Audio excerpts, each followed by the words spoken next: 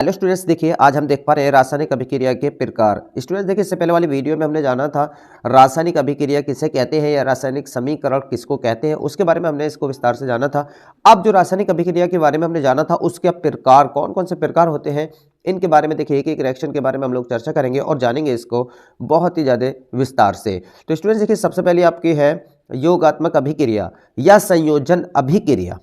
इसको students English में कहते हैं एडिशनल रिएक्शन। एडिशनल मतलब जहां पर कोई भी चीज जब ऐड की जाती है, जब कहीं पर भी किसी दो चीजों का जोड़ होता है उसको बोलते हैं हम एडिशनल। ठीक है, तो आप समझ पा रहे होंगे, शब्द से आपकी समझ में आ रहा होगा। योगात्मक मतलब योग का होना। तो स्टूडेंट्स देखिए इसकी डेफिनेशन समझेंगे। जब दो या दो से अधिक पदार्थ आपस में संयोग करके एकल उत्पाद का निर्माण करते हैं तो ऐसी अभिक्रिया को संयोजन या योगात्मक या संकलन अभिक्रिया कहते हैं। तो स्टूडेंट्स देखिए, ये भी शब्द आप लोग डाल लेना, संकलन अभिक्रिया किसे कहते हैं, तो ये भी क्वेश्चन आपका पूछ लेता है, इसका भी मतलब यही है। तो स्टूडेंट्स देखिए आपकी समझ में आ गया होगा, कम से कम दो या दो से अधिक पदार्थ जब आपस में क्या होते हैं, जुड़ जाते हैं एक जगह, तो वो बन जाते हैं आपका क्या, योगात्मक। जैसे आपको समझिए स्टूडेंट्स, हमने 2 + 2 को अगर हम क्या करें, जोड़ दें तो कितना होगा, 4 हो गया।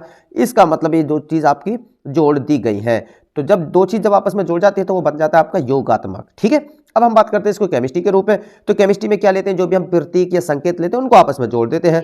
जैसे कार्बन है और इसमें ऑक्सीजन है, कार्बन को ऑक्सीजन में हमने जोड़ दिया स्टूडेंट्स, देखिए तो बन गया हमारा क्या, कार्बन डाइऑक्साइड।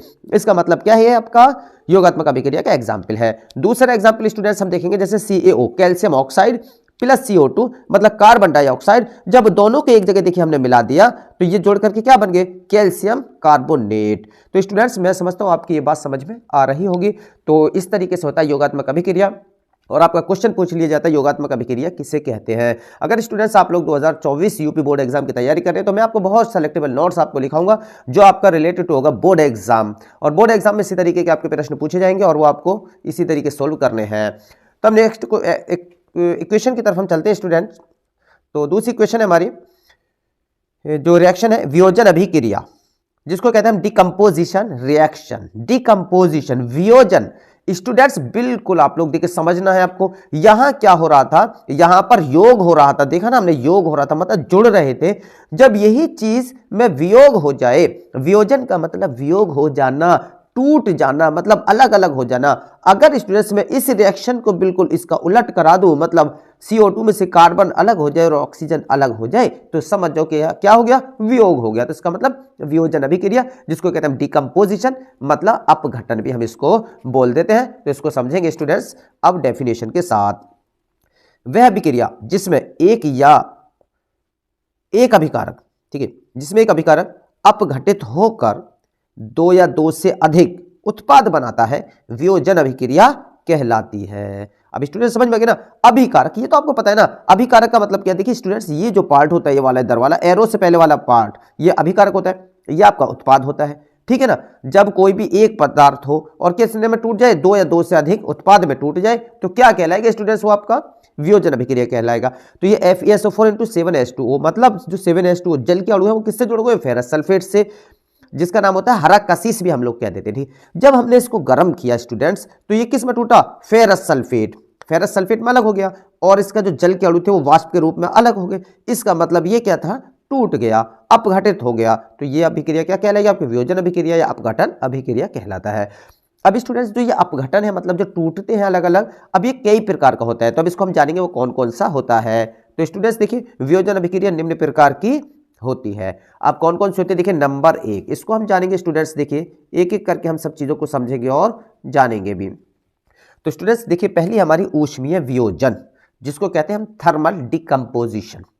ठीक है, ऊष्मीय का मतलब है जैसी अभिक्रिया हो जिन्हें ऊष्मा दे दी जाए, और ऊष्मा देने के बाद मतलब गर्म किया जाए और गर्म करने के बाद में वो क्या हो, टूट जाए, मतलब अपघटित हो जाए।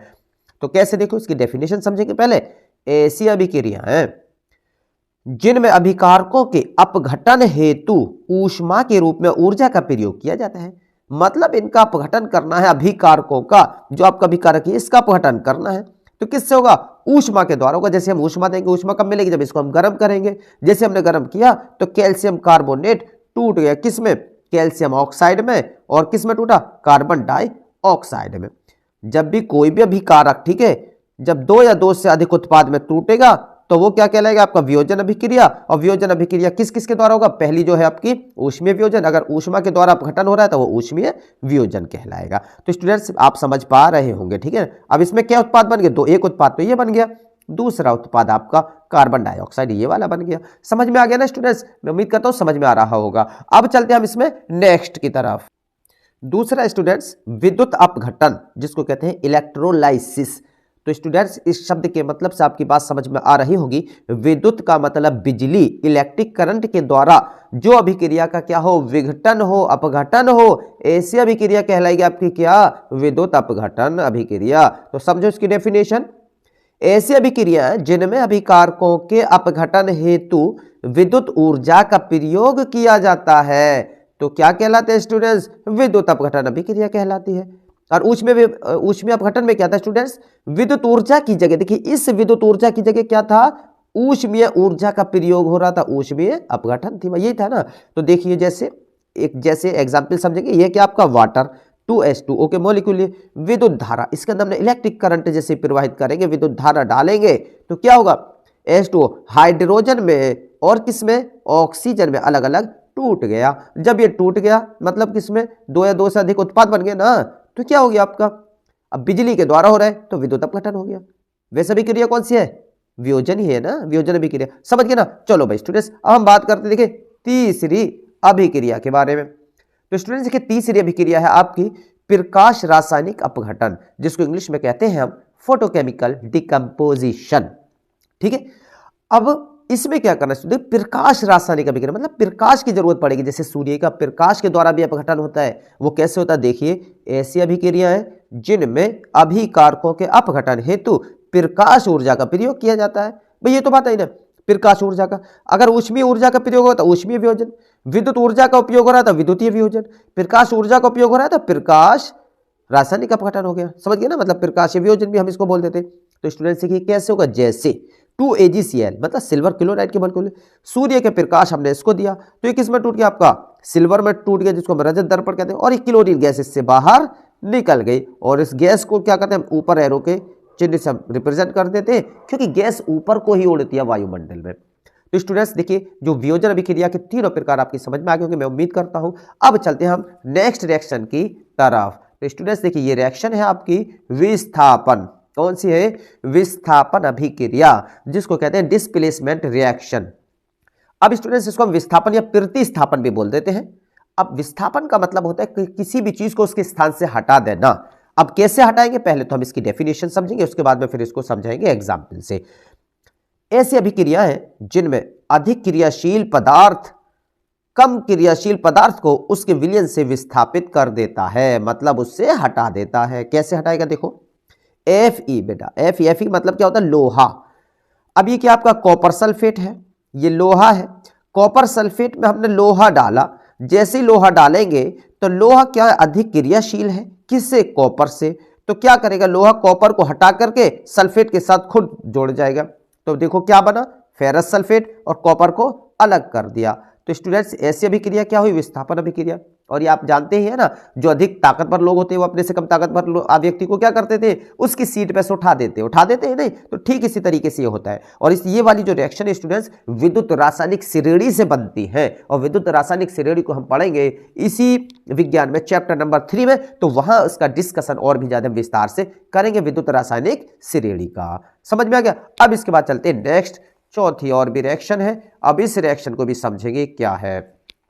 यह चौथी रिएक्शन द्विविस्थापन अभिक्रिया। द्विविस्थापन, इसमें था विस्थापन केवल एक कर रहा था, अब द्विविस्थापन हो रहा है, डबल डिस्प्लेसमेंट रिएक्शन। अब इसको देखिए कैसे हम करेंगे, पहले डेफिनेशन से समझेंगे। ऐसी अभिक्रियाएं जिनमें अभिकारकों के बीच आयनों का आदान प्रदान होता है। तो आयनों का आदान प्रदान कैसे होता है स्टूडेंट्स? आपको पता ही होगा, जैसे सोडियम सल्फेट, अरे बेरियम क्लोराइड है, तो बेरियम किससे गया? सल्फेट के साथ, तो बेरियम सल्फेट बना। और Cl किसके साथ गया? Na के साथ गया, 2NaCl बना। अब दोनों में हो गया ना, कैसे इसको समझेंगे? इसलिए देखिए Na पर प्लस का होता है, सल्फेट पर होते हैं 2 माइनस के। अब Ba पर 2 प्लस के होते हैं और इस पर होता है माइनस का है, ठीक है। अब दोनों में आयनों के तो इंटरचेंज हो रहा है। सल्फेट किसके साथ जा रहा है? देखो भाई Ba के साथ गया, इसका आयन जो था सोडियम के साथ में जो आयन जोड़े हुए थे सल्फेट के, वो किसके साथ गए? इसके साथ गए बेरियम के साथ में, ठीक है, तो ये बन गया। और जो Na का था वो किसके साथ चला गया, BaKCl के साथ में चला गया, तो ये बना दिया सोडियम क्लोराइड। समझ गए ना। तो ऐसी अभिक्रिया क्या होती है स्टूडेंट्स, द्विविस्थापन अभिक्रियाएं होती है। तो स्टूडेंट्स देखिए और भी इससे आगे की जो रिएक्शन है हम वो जानेंगे नेक्स्ट वीडियो में। अगर यहाँ तक वीडियो आपको अच्छा लगा है तो प्लीज़ लाइक करना, चैनल अभी सब तक सब्सक्राइब नहीं किया तो सब्सक्राइब करना और वीडियो को मैक्सिमम शेयर करना और बनाते रहना आप लोग घर बैठे ही नोट्स फ्री में।